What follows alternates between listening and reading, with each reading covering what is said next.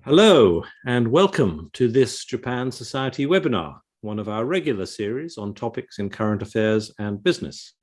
My name is Bill Emmott, and as many of you know, I have the honor of chairing the Japan Society. I'm delighted today to welcome a person who, to some members, will be a familiar face, Noriyuki Shikata, who is Cabinet Secretary for Public Affairs, which in effect means he works alongside the Cabinet Secretary, who is the official spokesman for Prime Minister Kishida. Shikata-san has had a distinguished diplomatic career, especially for someone still quite young, or certainly looking quite young, including most recently spells as Deputy Chief of Mission in Beijing in 2017 to 19, and as Director General of the Economic Affairs Bureau at the Ministry of Foreign Affairs from 2019 to 21. He also has communications experience, having been Director of Global Communications in the Prime Minister's Office in 2010 to 2012. In other words, during the DPJ period of government, just before Shinzo Abe returned to the Kante. But clearly the highlight of his past career must be counted as his time as political minister in the Japanese embassy to the UK in 2012 to 2014, which is why he may well be a familiar face to many of you. Shikata-san has also spent an impressive amount of time in academia, having been a visiting professor at Kyoto University's Graduate School of Law and Public Policy, his alma mater, and an associate on the US-Japan program at Harvard, as well as I said, holding degrees from both Kyoto and a master's degree from Harvard. Now, the format for this webinar is that I'm first going to invite Shikata-san to make an opening presentation explaining the domestic and foreign priorities for the Kishida administration, following which I will lead a discussion, including, crucially, your questions. Please, as always, submit your questions at any time using the Q&A function on Zoom, and I will pick out as many as time permits me to do so. Do feel free to vote for other people's questions so as to bring them more rapidly to my attention. Now, without further ado, I offer a warm welcome back to the Japan Society to Noriyuki Shikata. Over to you. Well, thank you very much, Bill, for inviting me to this wonderful occasion, opportunity for me to talk to many of my friends based in the UK and other places. So today, I wish to discuss priority policies of the Kishida administration. I joined the administration in the beginning of October of last year, on day one of the Kishida administration, when he had the first press conference, which I moderated. So it's still a relatively short period of time for the Kishida administration. So I'll be discussing many of the emerging policy agenda items and policy orientations of the Kishida administration today. So allow me to make use of slides, and let's move on to the PowerPoint. Next, please. So today I wish to discuss the three pillars of his Kishida administration's key agenda items. Naturally, overcoming the COVID-19 is still the major policy challenge. And the second pillar is reviving the economy through a new form of capitalism, consisting of growth strategy and distribution strategy. And the third pillar is pursuing what he called realism diplomacy for a new era. And you can see at the bottom of the right hand, his Prime Minister Kishida's meeting with Prime Minister Johnson at the COP26 in Glasgow, which I accompanied him. And as many of you know, Prime Minister Kishida relations with Prime Minister Johnson date back to their days as foreign minister and foreign secretary as counterparts. Next, please. So first on COVID-19. Today, our case number is 84,000, and unfortunately, there are fatalities caused by COVID-19 in Japan at high level, even today. But so far, the total number of deaths from COVID-19 in Japan is about 20,000. And the case number today exceeded 4 million cases today. And we are starting to see the slowing growth of COVID cases, especially Omicron cases in Japan. So we have seen in some prefectures in Japan, including Okinawa, Hiroshima, and Yamaguchi, seemingly peaking out. So still, this is the top priority. And we have been, this is part of my job, but we have been informing the public the importance of avoiding the 3 C's, as you see in the brochure or poster, avoiding closed spaces, crowded places, and close contact settings. And most Japanese, over 97% or 98% of Japanese on the streets wear masks. And another important agenda item for the administration now is accelerating the booster shot, third vaccination. And today we have exceeded 1 million booster shots a day, and we need to do more to inoculate wider population. Next, please. So moving on to economic policy, Prime Minister Kishida used the term new form of capitalism. And his recognition is that there are room, or there is needs for us to improve capitalism, especially as related to income disparities or climate change and decline of a thick middle class, even in Japan.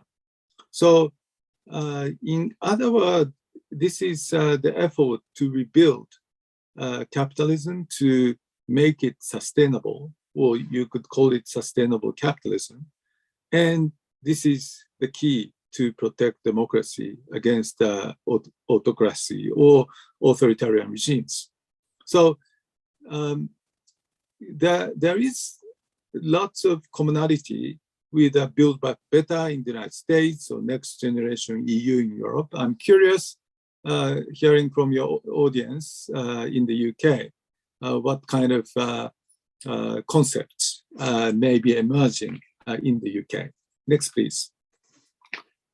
So Kishida-san's vision, as I mentioned, is sustainable capitalism, and he wants to cooperate with like-minded democracies, especially in the Indo-Pacific region.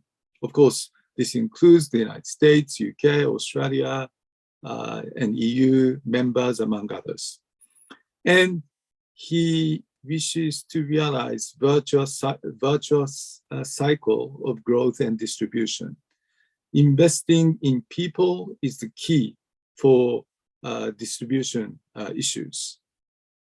So he realizes weaknesses in the current Japanese economy, and he wants to transform these weaknesses in the current Japanese economy to transform them into engines for growth. And this could be done through investing in people, recurrent education, among others. Next, please. So Mr. Kishida mentioned that he wants to transform the economy and society toward a new era while protecting the universal value of democracy. And he called it great transformation of liberal democratic society when he was discussing with the chairperson of World Economic Forum. Next, please. One of the growth strategy under this new form of capitalism is a digital garden city nation. Garden city, as I understand, is a concept that was born in the UK in the end of the 19th century. As I understand, it emerged around 1890. And that concept was actually imported to Japan in the early part of 20th century.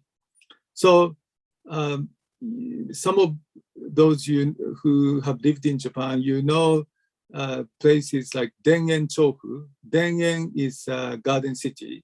And in Kansai, there's Hankyu train.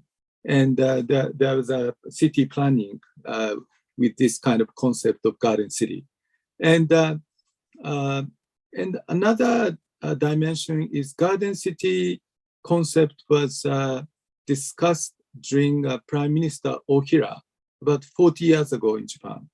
And those days we were suffering from pollution, and there was need to promote balanced growth, sustainable growth of the society. So Kishida-san is putting it in today's context by putting digital side and trying to promote digital transformation and addressing the challenges facing local regions in Japan. And at the same time, he wishes to review about 40,000 laws and regulations in accordance with newly decided digital principle of his administration. Next, please. So what is the background behind this? Of course, there is the issue of digital divide, especially facing older generations. So what we are experimenting in Japan is to introduce the new technologies, for example, unmanned delivery system in the countryside. This one is Fukui, the case of Japan Post. And another dimension is because of COVID, there are more young people who are moving out of Tokyo and engage in telework. And some of the Japanese companies are starting to move their headquarters to local areas. Not only Japanese companies, but Michelin Japan is moving to Gunma. Personal Group, this is a human resource company, moving to Awajishima in Hyogo Prefecture. Next, please. So let me just give you more examples. Some of these examples include making use of drone for mowing grasses in Kyushu, vacation at the campsite in Hakone, Ashinoko Lake. This is a kind of a resort area. And in Fukui, unmanned automated transport services. This is a new experiment. And the last one is making use of big data to manage vacant houses, which is becoming more societal problems. Next, please. So policy measures include building digital infrastructure. The central government will be in charge of deploying 5G and data centers across Japan, promoting regulatory reform, and coming up with digital experts. Our target is 2.3 million digital experts to be trained and deployed across Japan during the next 5 years. Next, please. So some of other examples include the medical services making use of a mobile health clinic with nurses. So doctors don't have to go to houses. Nurses will go with this mobile health clinic, and doctors would remotely examine medically their patients. And the right hand is a smart city in Fukushima. It's called Smart City Aizu Wakamatsu, where companies like Microsoft or NEC are coming on board. Next, please. Fukuoka City in Kyushu has created a new startup ecosystem, which is called the Fukuoka Growth Next. And the right hand is the case in Tokushima, where the local municipality is providing satellite offices and trying to build a new digital tech college. Next, please. So today's question to the audience is whether there could be new Japan-UK cooperation as related to Garden City. And I learned very recently from Ambassador Julia Longbottom that the UK government has been trying to address similar issues with leveling up. So there may be new opportunities for us to promote cooperation bilaterally in such areas as transportation, healthcare, and education. Next, please. So I looked into some of actual examples, and NEC has been cooperating with City of Bristol, with Bristol is open, engaging with the University of Bristol in such areas as traffic congestion, waste management, e-democracy, and energy supply. Next, please. Climate change is another target area, and we are aware of the need to deploy new technologies, which include hydrogen and ammonia. And we are also trying to engage the rest of Asia in the context of creating Asia Zero Emissions Community. Next, please.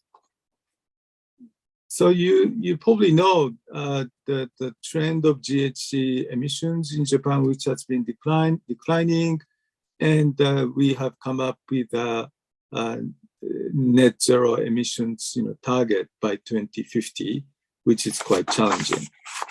Next, please. So as I mentioned, Prime Minister Kishida visited Glasgow, attended COP26, and announced his intention to develop next generation batteries and motors, hydrogen, synthetic fuels, among others, and promoting the Asia Energy Transition Initiative. Unless we address the issues, environmental issues of megacities in Asia, I don't think we'll be addressing climate change issues. Of course, environmental issues is not only one aspect, but still very important aspect. Next, please. So another pillar is economic security, and the government is coming up with bills to be submitted to the current session of Parliament, consisting of issues like strengthening Japan's supply chain. And maybe we move on to the next slide in the context of enactment of Economic Security Act, and we wish to also promote international joint development of advanced semiconductors, or promoting deployment of next generation data centers. Next, please.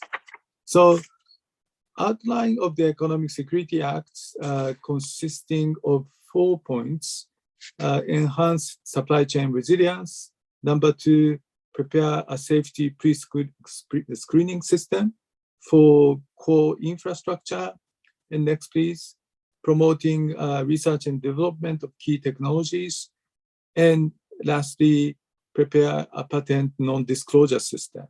So these are the kind of 4 the core elements of our new economic security policy. Next slide, please. Kishida-san is emphasizing the importance of science and technology and innovation, especially by making use of existing universities and possibly new ones, in creating a new funds in the order of US 88 billion to support universities across Japan. And also he's trying to come up with a 5-year plan for generating startups. Next, please. So this is for just reference. University of Tokyo is way behind Ivy Leagues and Cambridge University. And the investment in startup companies in relation to GDP is quite low in Japan. Next, please. Distribution system strategy is something he is trying to address from the viewpoint of number 1, increasing wages, number 2, investing in people, and number 3, maintaining the middle class. And as I said, we wish to create virtuous cycle of growth strategy and distribution strategy. So very lastly, let me touch upon the diplomacy issue. Prime Minister Kishida has already confirmed his commitment to promoting universal values, including democracy, the rule of law, basic human rights. He appointed former Defense Minister Nakatani as his human rights advisor, and he has been promoting the concept of FOIP, free and open Indo-Pacific. And of course, he continues to emphasize the importance of resolving the abduction issues as related to North Korea. And next slide just touches upon some of the venues that he discussed: FOIP, US, Japan, G7, or Quad, among others. And next, please. He is committed to promoting high standard FTAs, including CPTPP. Japan welcomes UK's application for accession to CPTPP. Of course, we have concluded, I personally was involved in concluding Japan-UK bilateral EPA. And next, please. Kishida-san is very focused on the issues of pursuing a world free of nuclear weapons. And he was the person who was guiding President Obama when he visited Hiroshima. And Japan is hosting a TICAD 8 African Development Conference in Tunisia in the end of August. And very lastly, the national security issues. Prime Minister Kishida has already announced his intention to draw up a new national security strategy toward the end of this year. And of course, the the security environment surrounding Japan is getting tougher as related to North Korea's recent, series of missile launches and the unilateral attempts to change the status quo in the East and South China Sea. And very, very lastly, last slide, Ukraine. So between Prime Minister Kishida and President Biden, they committed to work closely together to deter Russian aggression against Ukraine. And Japan will continue to coordinate with the US and other allies on taking strong action in response to any attack. And please take note, that yesterday G7 finance ministers came up with a very strong statement coming from finance ministers, not really, from foreign ministers. So this is becoming all of government approach. So thank you very much for your attention. Thank you very, very much, Shikata-san, both for a very, very comprehensive overview of the policy priorities, but also for actually getting through an impressive number of slides in an impressively short amount of time. So I thank you, a very efficient form of communication, especially. And I will say to the audience that we are going to, thanks to Shikata-san's permission, we're going to share those slides with everyone through the chat, and of course we can email them later to anyone who wants them in that form. These slides are not an official document at this stage, so that they are not for citation, but rather for personal reference and guidance about many of those very detailed subjects. Now, a lot of questions are coming in, so I'm not going to hog the attention too much myself, but I will.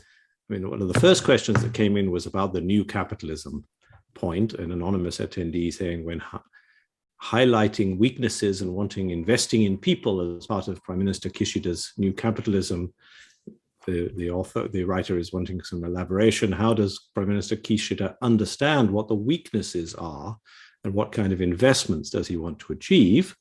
And I want to add to that, which is really kind of been my personal observation and research on Japan. Of course, number one, in effect, since the mid-1990s, or at least 2000s, Japan has followed a kind of cheap labor policy through the proliferation of non-regular contracts. Now, over 36% of the workforce on non-regular part-time work. Encouraged by the Keidan-Ren, but also, of course, by the labor unions, who have persistently resisted any amendment to that aspect of the law, although there was the Work Style Reform Act under Prime Minister Abe, of course. And alongside that, the gender equality agenda of Prime Minister Abe, Womenomics, improved the participation of women in the workforce dramatically, but left a very large gender pay gap, and especially women are very, very prominent in what you could describe as the combined category of like non-regular workers on relatively low wages, but also working well below their theoretical level of human capital based on their education and capabilities. So I wonder if you're able to elaborate, as the questioner said, about what kind of legislative and structural reform agenda Prime Minister Kishida envisages for these issues. What will there be labor reforms? Will there be particular attention to gender inequality? How does he propose to put some flesh on the bones that he has laid out? So there was a slide, page 24, the slide on distribution strategy. And as related to the first question, Kishida-san realizes that the reality the Japanese economy or Japanese society has some weaknesses. Although Abenomics, has achieved significant results, we still have, challenges, and some of those challenges could be facing the U.S. or British, societies as well. So he realizes, that there are, problems in our society, including disparities of income or the disparities between the center and the local, the rural areas, and labor issue as well. So actually, Kishida-san has been emphasizing or encouraging companies to reward workers. And he has in many cases, referred to, say, the 3% increase of wages for those who are working in semi-public sectors, like education or medical care, among others. And as Bill mentioned, we have the labor markets issues that we need to tackle. And this needs to be done in today's context of re-educating or retraining our workers for the current new economy based on digitalization. So that's why there is emphasis on supporting vocational training for future growth fields such as digital tech. And so I would say that this is the major agenda item, including ensuring gender equality.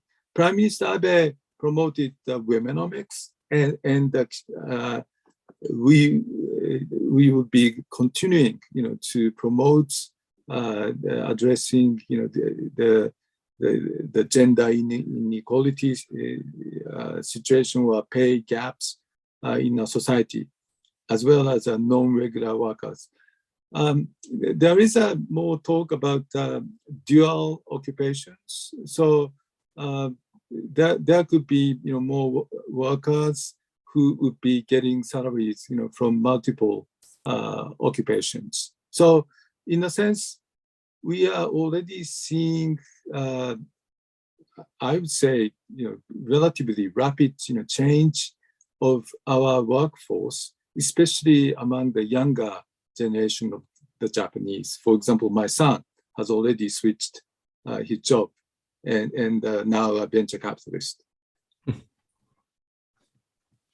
Thank you. I mean, I think it would be, as an observation, it would be comparing leveling up strategy just released in Britain and the distribution strategy that you have outlined and the Prime Minister Kishida has outlined. The way they both share the same characteristics, which is that they're actually quite impressive objectives and impressive documents, and the British strategy has impressive targets, but doesn't yet have any tools identified with which to achieve those targets, partly because it's early in the process, but also because it's quite difficult to identify the tools with which you actually achieve these objectives. And I think a question here I'm going to pick on from Richard Jerram, who's an economist with much interest in Japan and Asia, asks, where will the funding come from to pay for the growth strategy?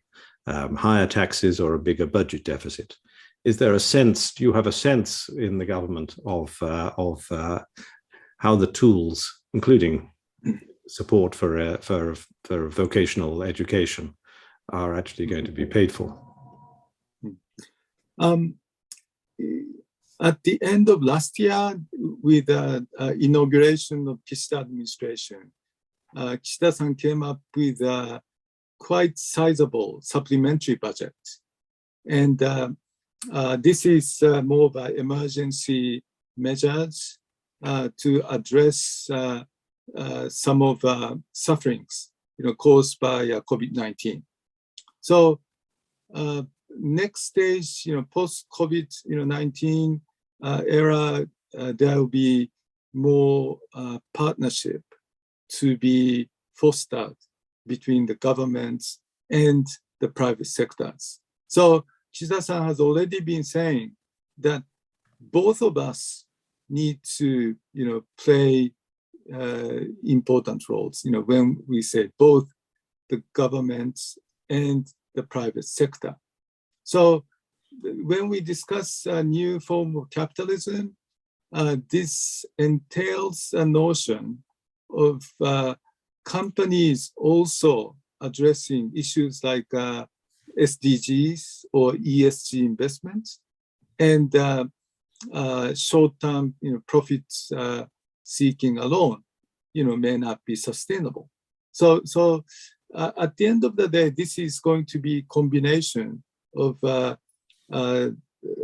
course, government spendings in key sectors, more strategically focused in training, for example, investing in people in strategic sectors.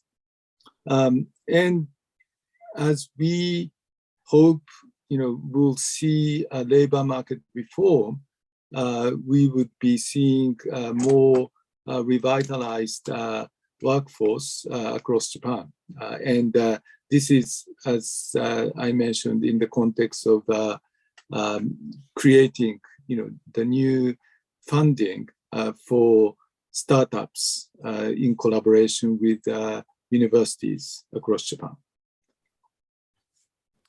Very interesting. Well, we'll come back, I think, to universities and startups in a moment. I think that's a very important area, but I would be remiss if I didn't move you on to the issue of Japan's border control measures and COVID, coming back to your COVID issue. A number of questioners, Paul Farrelly has asked, on behalf of all who are desperate to visit Japan again, when on current COVID trends, when might there be optimism about the borders reopening? Stephen Codrington, who's a financial research, has a financial research company, says, is the government aware of the damage to the economy, society, and to Japan's standing as an international financial center by the continuing border closure? And will the government rapidly return to the pre-COVID visa waiver immigration policy?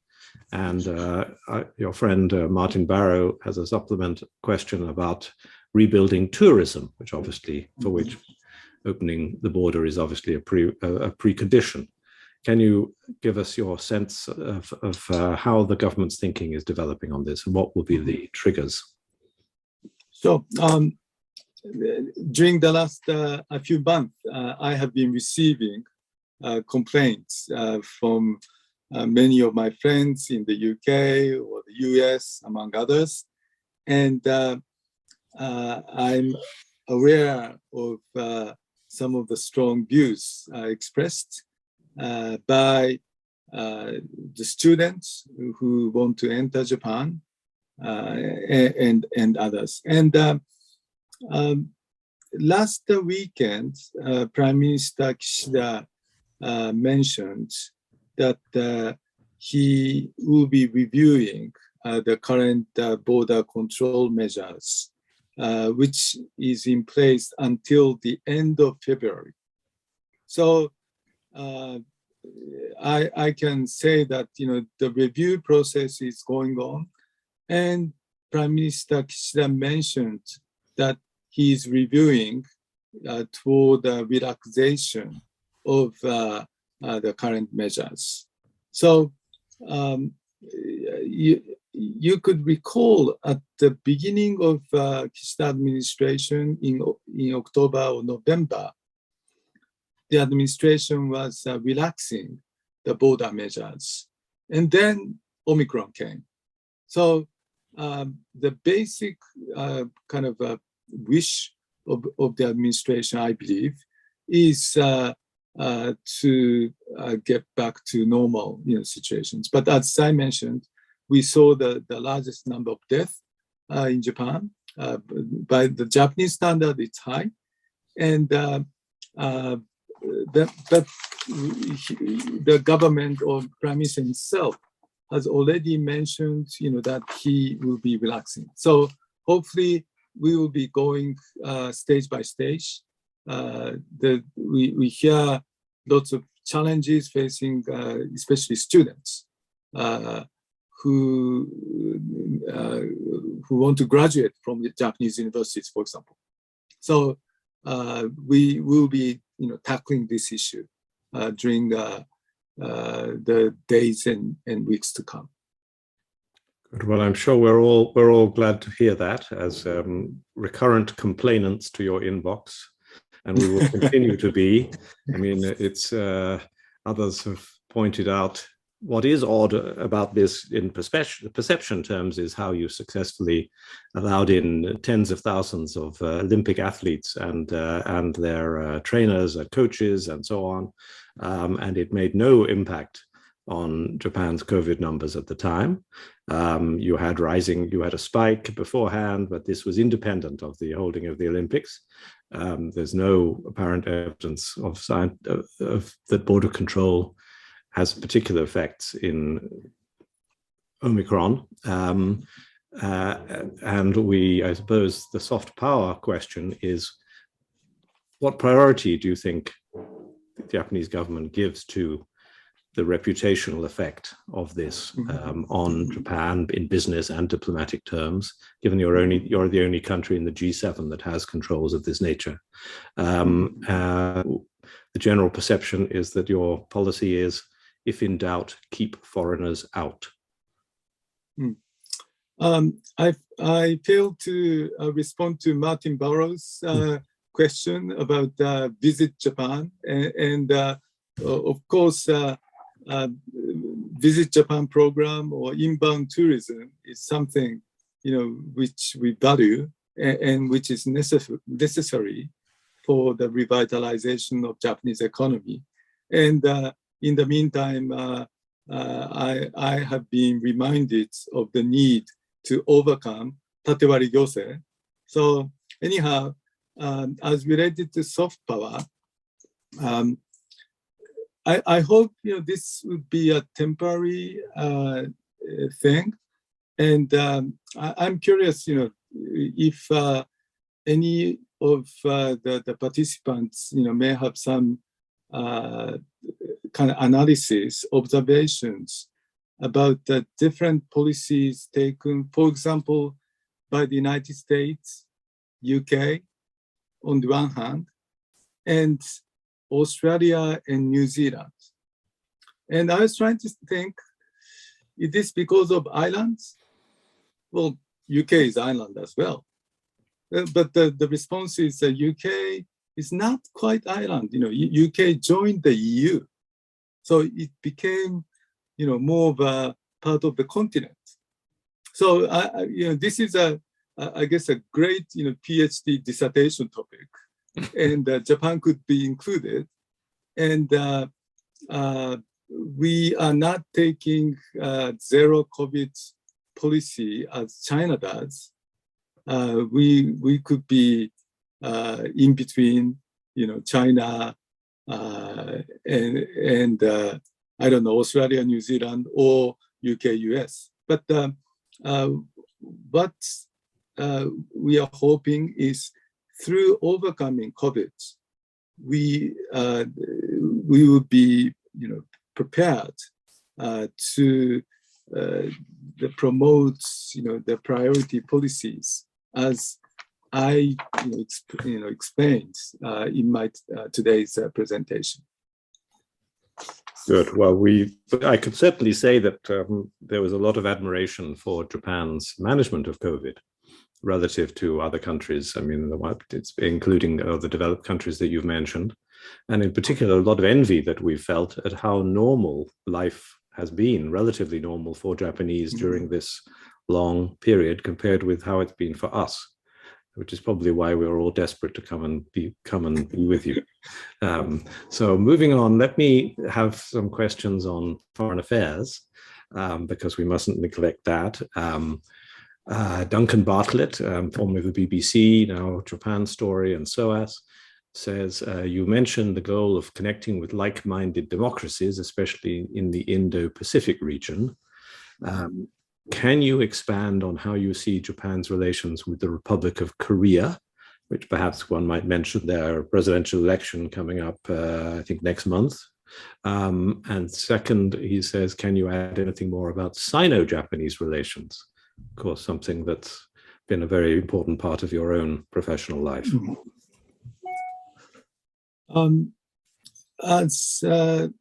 As far as our relations with ROK is concerned, I have to tell you that we are, in fact, facing the political challenges, and our bilateral relations remain pretty delicate. And at the same time, I should remind you that over the weekend, there was trilateral foreign ministers meeting held in Hawaii, and the three foreign ministers from the US, Japan, and ROK discussed the common challenges of coping with military threats, coming from North Korea. So we don't have any doubts, that there is need for Japan and ROK to cooperate on issues like North Korea. About Japan-China relations, when I was based in Beijing until 3 years ago, we were gradually seeing improvement of relations, during Abe administration.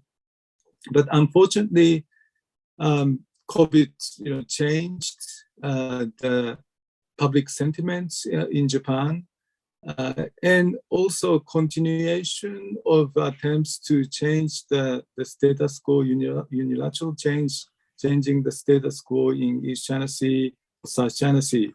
Those issues coupled with human rights violations issues, including Uyghur or Hong Kong, negatively affected, Japanese public sentiment. So, because we cannot relocate our geographic location, we need to continue to engage with China, and we have a sizable trade and investment relations, but we need to address issues of concerns.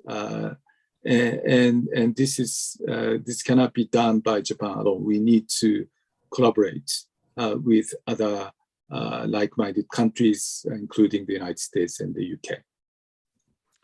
A quick supplementary question on Korea. Sally McDonald has asked, if the two Koreas were to agree on, quote, end of war declaration, which there's been some talk about from the South Korean side, would Japan support this as a step towards a more general normalization of the DPRK and hence better relations in the whole region? What will be your stance? I guess, I know, that this has been talked about, but this is kind of, hypothetical issue, and we don't know, what this entails and who are the parties. And given the current attitude and behavior of North Korea, violating UN Security Council resolutions and repeating attempts, to launch missiles, including ballistic missiles, I don't think there is a basic conditions for overcoming the current situations, through such declarations. Thank you. That's very clear and helpful. We move just a couple of, another question about your mention of the plan to revise the national security strategy. as you said, really by the end of the year. So we're at the early stages of that. But can you, Simon Shelton asks, can you identify what are likely to be the key areas for change, or at least for attention in that? What is the background to wanting to have a new security strategy, and what are you looking at? Yeah. Of course, the situation surrounding North Korea is getting worse as we see improved capability of North Korea to launch ballistic missiles. And based on repeated testings, obviously their skills and capabilities have improved. And as for China, as time passes by, the military balance in East Asia has been shifting. So this is, part of the reason, why the U.S. government is engaging more proactively in the Indo-Pacific region. And of course, when we talk about Quads, we are not, targeting at any one country. We wish to promote the protecting universal, values. So as long as all the countries concerned follow, such principles, such as not, violating international law or harming the integrity or sovereignty of one nation or one area, that is the kind of principle that we wish to promote, and this would apply to the current situation of Ukraine, I think. Right. Yes. But within the security strategy, is that the sort of? I would say, like in the domestic debates, political debates, there is an issue of whether Japan should have a military capability to respond, to attacks, so basically attacking, overseas so-called enemies, but this is something which is still at an early stage, and there is a basic recognition, that the current level of military spending in Japan may not be sufficient for addressing security challenges facing Japan. Of course, we need to further deepen US-Japan alliance, and we wish to expand our security partners and deepen, such partnership, including, for example, Japan-Australia new reciprocal access agreement, which allow forces of both countries to visit and temporarily stay in each country, which would strengthen our security partnership. So, of course, UK is one such security partner. I have personally worked on deepening Japan-UK bilateral security partnership, and we really welcome UK's policy to engage with this Indo-Pacific partnership. Good. So there's a few questions that, of course, touch on the climate issue and energy issue, which I ought to mention. Gregory Evans asked, does Japan still see nuclear energy as an important part of its future energy security and policy? Another questioner has asked about hydrogen produced for Japan in Australia. This perhaps is a rather specific question, whether you see that often produced with coal Does that count? Do you see that as part of your reduction in emissions? Which is to say, is there a kind of issue about as it were the shall we say the meaningfulness of emissions targets by many countries based on international trade in some products? But is there anything you can add on nuclear or on the other issue? Right. So Japan as a society is keenly interested in the issues of energy security, and this is based on the history, and we are trying to pursue best energy mix, including nuclear. So in 2030, we need a civil nuclear power generation, no doubt about it. And Kishida administration, Prime Minister Kishida himself has mentioned some of the new possibilities, including small modular reactors, the collaboration between the US and Japanese companies, or maybe toward the future, the nuclear fusion. We need innovation in energy technologies to really reach reduction target. And hydrogen is something we are also thinking in those terms.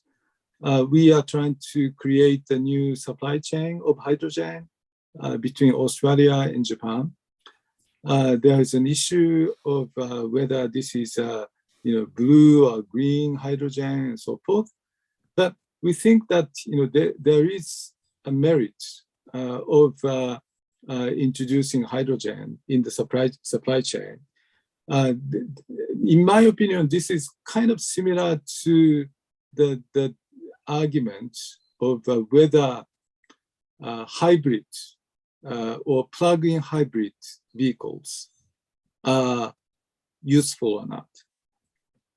We are not fundamentalist. We are realistic, and we think that there is room for both plug-in hybrid and hybrid cars to be.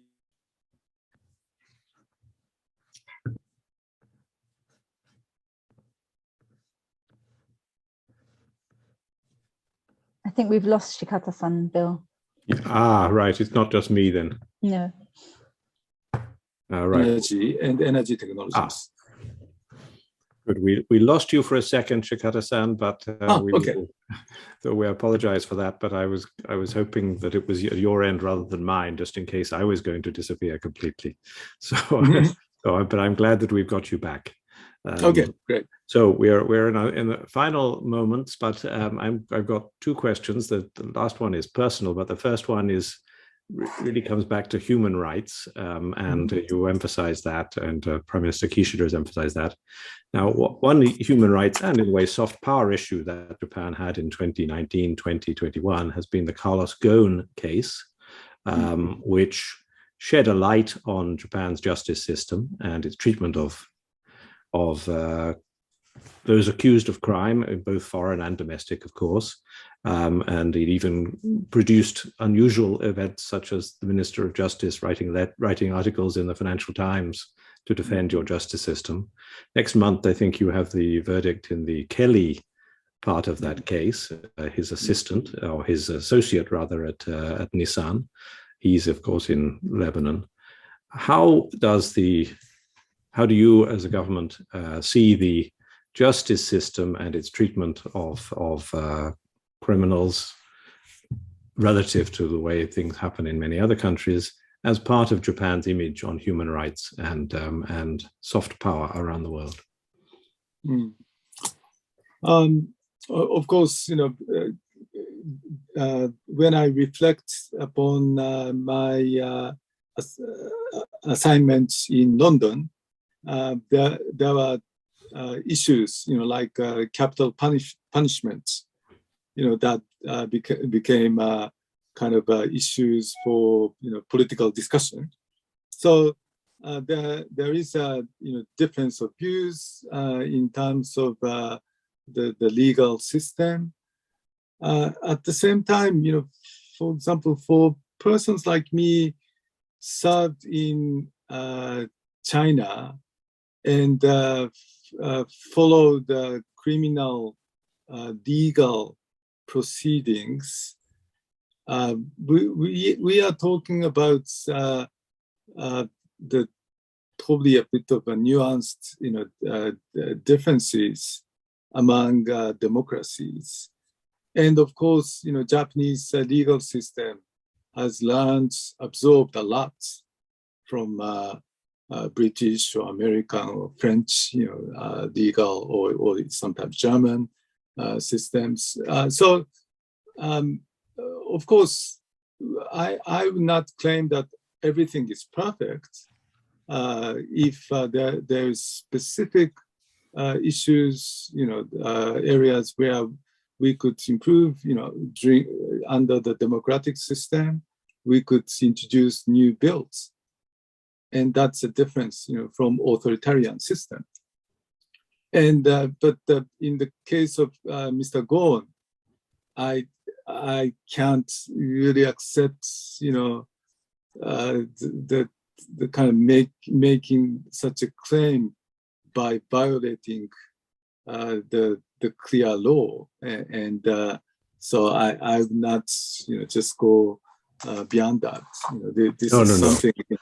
Of course, I don't expect you to comment on the specifics of somebody's case, but it was obviously the practices, the lack of lawyers, the lack of contact with his family that people criticized. But we've come to the end of our time. I'm just going to pop one last friendly question, which is to say, how do you like this job? It's quite different from many other jobs in the Gaimosho or in diplomacy. You are covering, as you've proved today to us, an incredibly wide range of subjects and needing to keep your finger on many different pulses. How has it been for you?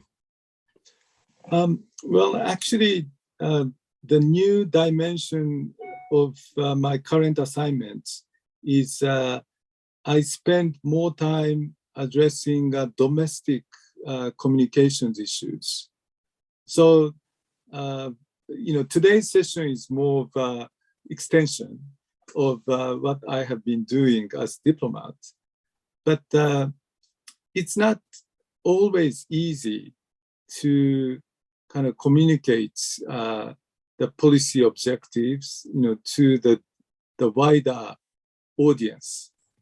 And for example, the big challenge for me now is to try to encourage more Japanese people taking the third, booster shot. All right. And but there are people, who hesitate to take Moderna, prefer Pfizer vaccines, and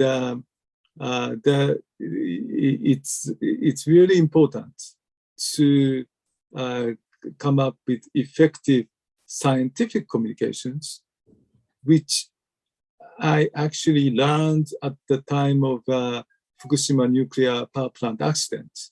So I feel that there is always something you learn, from your experiences or from predecessors, and try to explore the better policy approaches. Well, that sounds fascinating and a very, very important communication challenge, that specific one to do with boosters and with COVID. So I wish you the best of luck with that and with everything else. I thank you, Noriyuki Shikata, for spending so much time with us, for covering such a wide range of topics, and for presenting the priorities of the Kishida administration so clearly. We will distribute the slides so that people can pick up on some of the details. And I'm sure your inbox will continue to be filled with questions from us all about when we can come and visit you, because we all want to. So we look forward to that and to seeing you again soon. And thank you again for joining the Japan Society today, or rather this evening. My pleasure. Thank you. Thank you.